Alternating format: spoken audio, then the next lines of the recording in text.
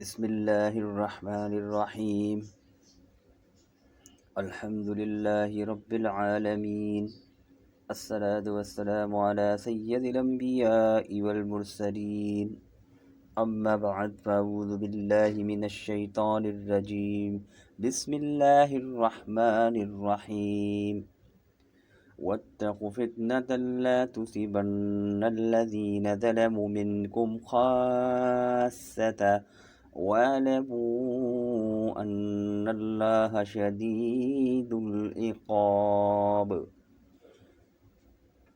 صدق اللہ العظیم۔ ترجمہ کنز الایمان۔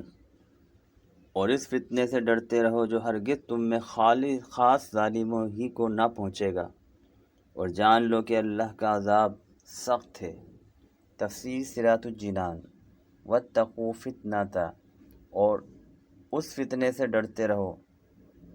اس سے پہلی آیات میں اللہ تعالیٰ نے انسانوں کو اس بات سے ڈرایا تھا کہ بنو آدم اور ان کے دلوں کے درمیان اللہ تعالیٰ حائل ہے، اور اس آیت میں اللہ عز و جل نے مسلمانوں کو فتنوں، آزمائشوں اور عذاب سے ڈرایا ہے کہ اگر ظالموں پر عذاب نازل ہوا تو وہ صرف ظالموں تک ہی محدود نہ رہے گا، بلکہ نیک و بد سب لوگوں پر یہ عذاب نازل ہوگا۔ حضرت عبداللہ بن عباس رضی اللہ تعالیٰ عنہما فرماتے ہیں کہ اس آیت میں اللہ تعالیٰ نے مومنین کو حکم فرمایا کہ وہ اپنی طاقت و قدرت کے مطابق برائیوں کو روکیں اور گناہ کرنے والوں کو گناہ سے منع کریں۔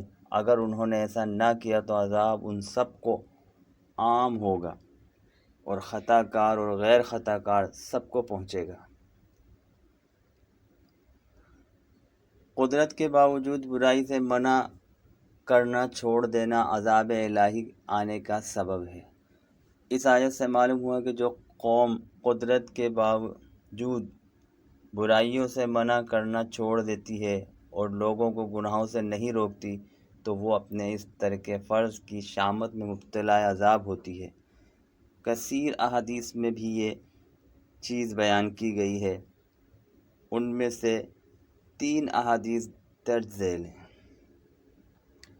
نمبر 1، سرکار عالی وقار مدینہ کے تاجدار صلی اللہ علیہ وآلہ وسلم نے ارشاد فرمایا، اللہ تعالیٰ مخصوص لوگوں کے عمل کی وجہ سے عذاب عام نہیں کرتا جب تک کہ عام طور پر لوگ ایسا نہ کریں کہ ممنوعات کو اپنے درمیان ہوتا دیکھتے رہیں اور اس کے روکنے اور منع کرنے پر قادر ہونے کے باوجود اس سے نہ روکیں، نہ منع کریں۔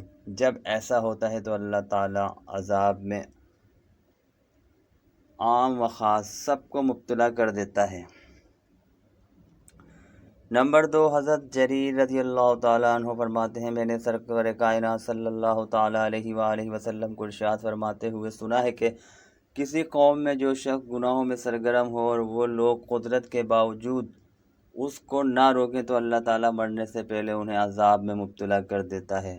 نمبر 3، حضرت عبداللہ بن مسعود رضی اللہ تعالیٰ عنہ سے روایت ہے، تاجدار رسالت صلی اللہ تعالیٰ علیہ وآلہ وسلم نے ارشاد فرمایا، خدا کی قسم تم ضرور نیکی کی دعوت دیتے رہنا اور برائی سے منع کرتے رہنا، اور تم ضرور ظلم کرنے والے کے ہاتھوں کو پکڑ لینا اور اسے ضرور حق پر عمل کے لیے مجبور کرنا، ورنہ اللہ تعالیٰ تمہارے دل بھی ایک جیسے کر دے گا، پھر تم پر بھی اسی طرح لعنت کرے گا جس طرح بنی اسرائیل پر لعنت کی گئی۔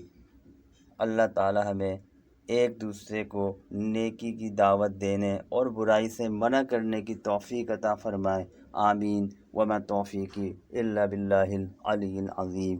السلام علیکم ورحمۃ اللہ وبرکاتہ۔